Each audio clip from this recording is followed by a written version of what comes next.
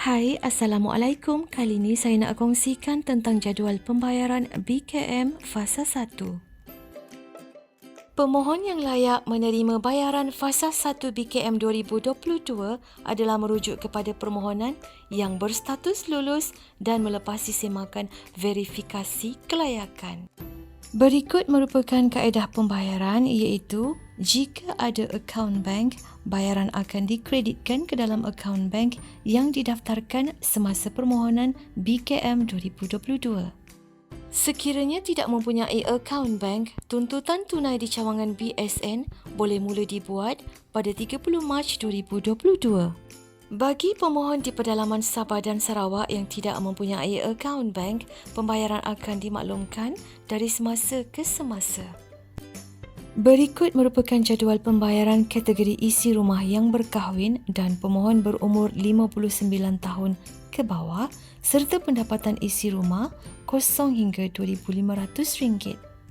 Bagi pembayaran fasa 1, sekiranya tidak mempunyai anak, mempunyai 1 hingga 2 orang anak dan mempunyai 3 atau lebih orang anak, masing-masing akan menerima bayaran sebanyak RM300.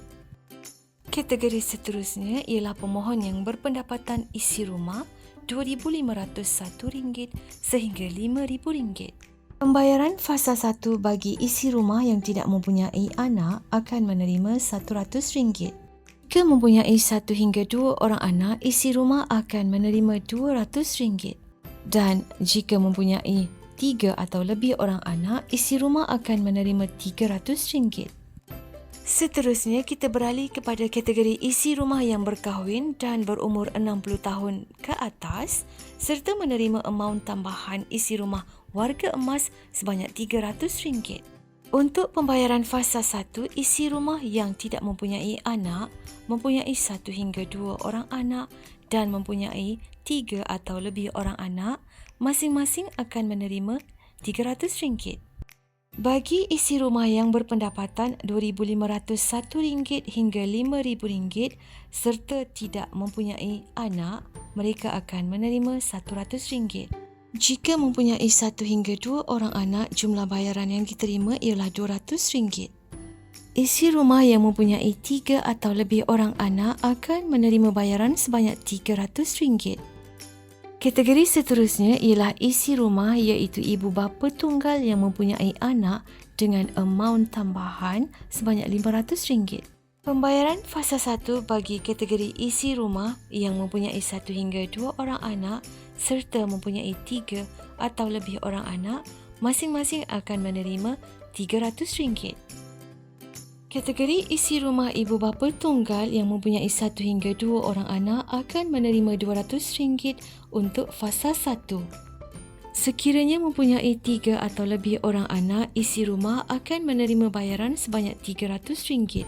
Kategori seterusnya ialah kategori bujang dan ibu bapa tunggal yang tidak mempunyai anak dan berumur 59 tahun ke bawah. Pendapatan kosong hingga RM2,500, kategori bujang dan ibu bapa tunggal untuk fasa 1 akan menerima RM200. Akhir sekali, kategori bujang dan ibu bapa tunggal yang tidak mempunyai anak dan berumur 60 tahun ke atas serta berpendapatan kosong hingga RM5,000, fasa 1 akan menerima RM150. Berikut merupakan soalan lazim yang kerap ditanya oleh pemohon. Jika tidak melaporkan akaun bank ke dalam sistem BKM, pembayaran adalah seperti berikut. Jika pasangan adalah warga negara Malaysia dan ada melaporkan maklumat akaun bank, pengkreditan ke akaun bank pasangan akan dibuat. Kaedah pembayaran yang kedua ialah pembayaran secara tunai di BSN kepada pemohon.